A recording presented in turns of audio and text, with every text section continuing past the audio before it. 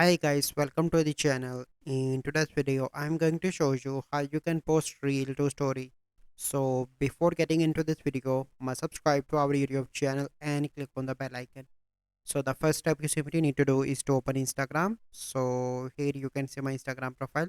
And if you want, you can follow me on Instagram as well. So here you can see that I have two videos uploaded.